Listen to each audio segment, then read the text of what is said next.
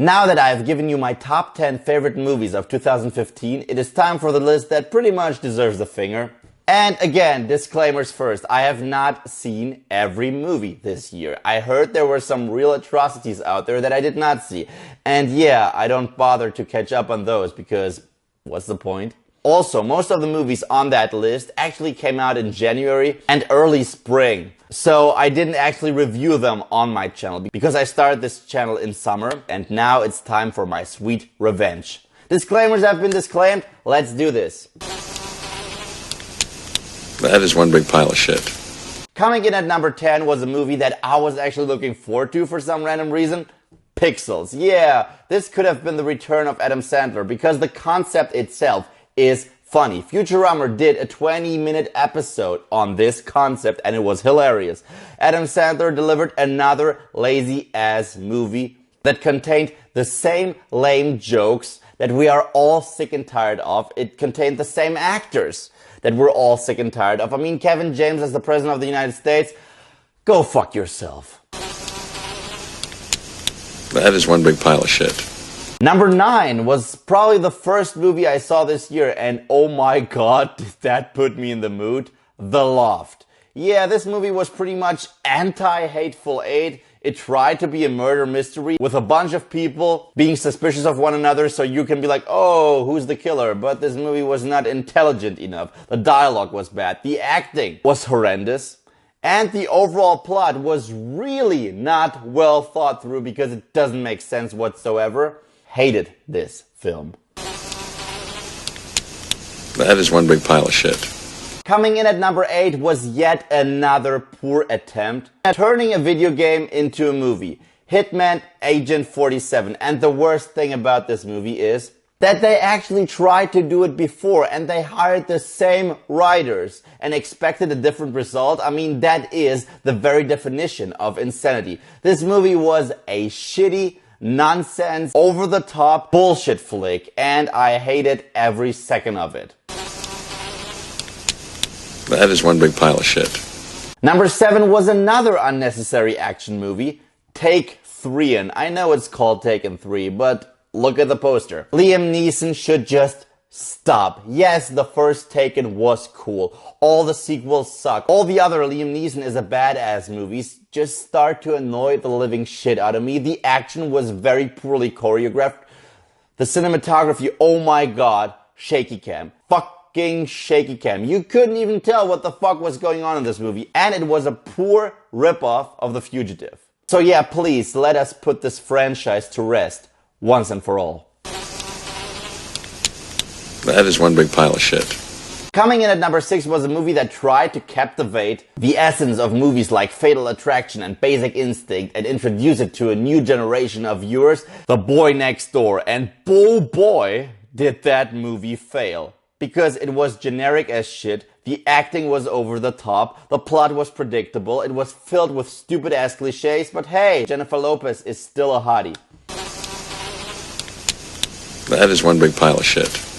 Number 5 is probably the most boring movie on the list, Jupiter Ascending. Holy shit. What were they thinking when they created this larger-than-life universe that's just boring? The villain was so over the top. I can't believe that that was the same guy who played Stephen Hawking. Channing Tatum with the funny ears made me laugh, and it was not supposed to make me laugh. And Mila Kunis' character is just another boring-ass, uninteresting, unflashed out protagonist for a stupid teen flick. And yes, even teens get bored shitless during this one. That is one big pile of shit.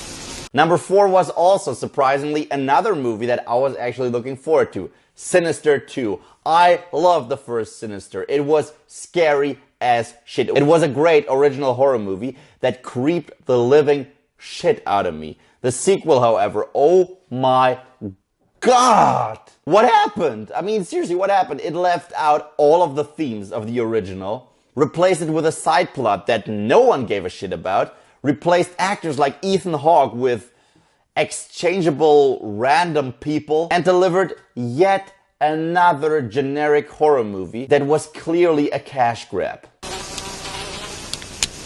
That is one big pile of shit. And when talking about shitty horror movies, let's get to my number 3, Paranormal Activity, The Ghost Dimension. Oh, I could spend 4 hours talking about why this movie sucked.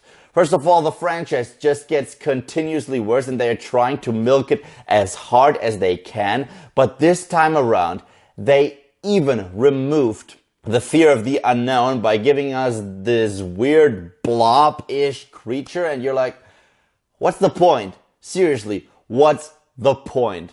Can we just all agree that this franchise should go suck a dick and die?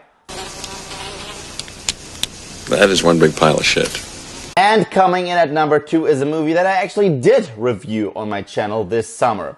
Fan-4-stick. Yes, I'm still calling it that, and I don't give a shit. Because, look at the poster. Again, like Take 3 in, this movie obviously wants to be called Fan-4-stick. This was the one movie that showed the world that superhero movies can be horrible. The story was forced. You felt like the actors didn't even want to be involved with this film. And even the CGI was garbage. And the most hilarious thing about this film is that it was trying to set up a franchise.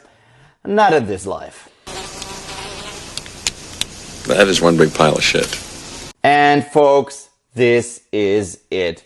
The movie that just infuriated me. 50 Shades of Twilight. And yes, because this is what it is. A movie that is based on some random fan fiction that is based on the shitty Twilight books, only with the gimmick of having a little S&M being thrown in there. No, stop it. I swear to God, this movie had the plot of a porn without all the, sex that a porn should give you. It was not sexy. It was not erotic. It was just filled with horrible performance, actors that don't have chemistry with one another whatsoever. And yeah, exaggerated versions of the Twilight characters who already are caricatures. I mean, oh my God. And the worst thing about this movie is the fact that we will get a couple sequels. But don't worry, for every sequel, I will be there to trash the living shit out of it. And that concludes my top 10 least favorite movies of the entire year. I really hope you enjoyed that list, and if you like some of those movies, don't hate yourself for it, because we all have our guilty pleasures, and after all, this is just my opinion. In any case, I want to take the time to say thank you guys. It's been a great year with you people. I wish you all a happy new year, and I will be seeing you in 2016. Thank you guys, as always, for watching, and if you like what you see here and you want to see more, then just subscribe.